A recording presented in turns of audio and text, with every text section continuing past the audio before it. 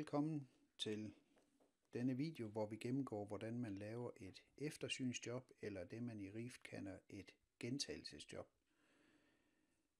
Vi går ind på managementkonsollen og ind på joblisten, og så går vi over og vælger den aktivitetstype, det nu drejer sig om. I det her tilfælde ønsker jeg at lave et gentagelsesjob på nogle køl, så jeg højreklikker på mit job, og så siger jeg nyt job. Og i det tilfælde her, så skal jeg jo vælge min første dato, hvor vi skal derud. Og vi kunne gå ind og sige, jamen vi skal derud den 1. marts, og vi skal derud kl. 07.00. Der planlægger jeg det her job til. Jeg mener, at vi skal bruge 5 timer på det her job, og den har automatisk trukket et jobnavn fra mit skabelonjob. Jeg kan kalde den halvårlig eftersyn. Det næste jeg vælger, det er kunden vi skal ud på, og det er Lagkage, og så kan jeg ikke huske mere, så trykker jeg bare enter. Så får jeg kunderne op, og så vælger jeg Lagkagehuset, og så siger jeg okay. Det næste jeg nu gør, nu skal jeg lige have rettet, så der står halvårlig eftersyn heroppe. Det næste jeg gør, det er, at jeg vil have en opgave på, fordi jeg ønsker, at jeg vil have et job, som går mod Lagkagehuset, og så vil jeg lægge min anlæg op som opgave under det her.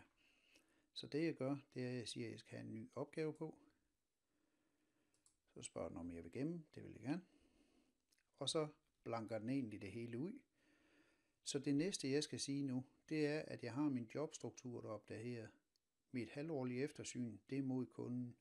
Så nu ønsker jeg, at det første opgavejob her, det er mod anlægget. Så kan jeg skrive efterse. Condition.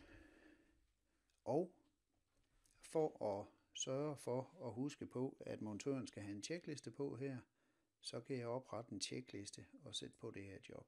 Så jeg går ned på min tjekliste, går over i mine skabeloner, og så siger jeg, at jeg skal have en, hvor har vi en eftersynsrapport? Vi skal have en trykprøvetest, eller en servicerapport. Det er nok det, vi skal have. Så vi indsætter sådan en, og så gemmer jeg. Og jeg gemmer igen. Og så siger jeg, at jeg skal have en ny opgave på. Og det skal så være mod min cooling box her.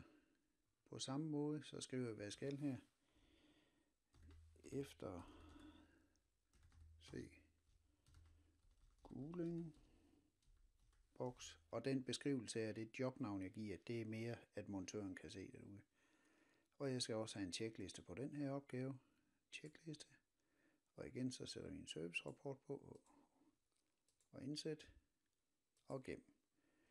Og på den måde går man de enkelte anlæg på.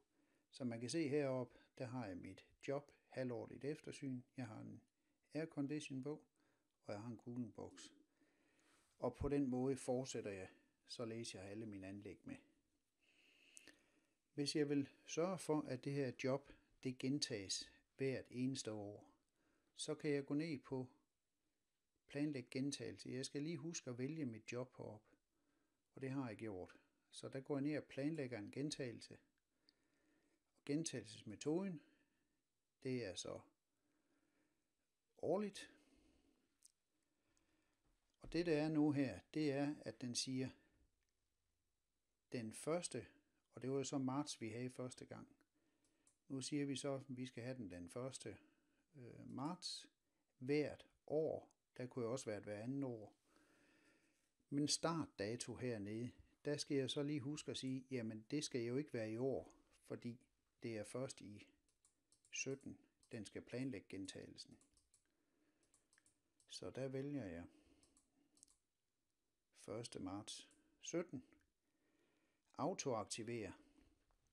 Den vil jeg normalt råde jer til ikke at sætte på, fordi det betyder, at jobbet bliver aktiveret, og dermed trækker et jobnummer fra økonomisystemet. Hvis man ikke sætter autoaktivere på, så bliver jobbet bare planlagt, og det vil sige, at planlæggeren kan se alle de job her i planlægningsmodulet, og så kan I selv manuelt aktivere dem. Det kan jo være, at servicekontrakten annulleres eller noget. Så lad være med at sætte autoaktivere på. Og det eneste man behøver nu, det er at sige gem ændringen. Og så siger man gem og luk. Så på den måde, så har vi egentlig lavet et eftersynsjob. Så hvis jeg nu lige går op og hiver referencen frem her,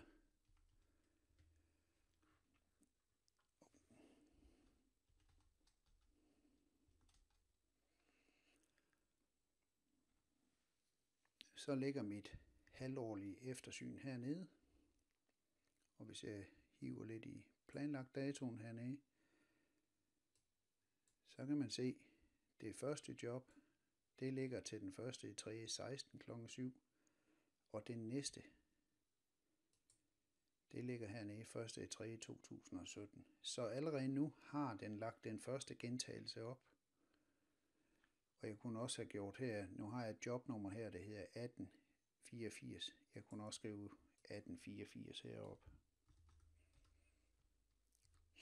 Så vil jeg kun få de eftersyn, vi har lagt op. På samme måde kan jeg selvfølgelig gå ind og redigere det, sætte flere anlæg på osv. Men det er måden, man laver et gentagelsesjob på.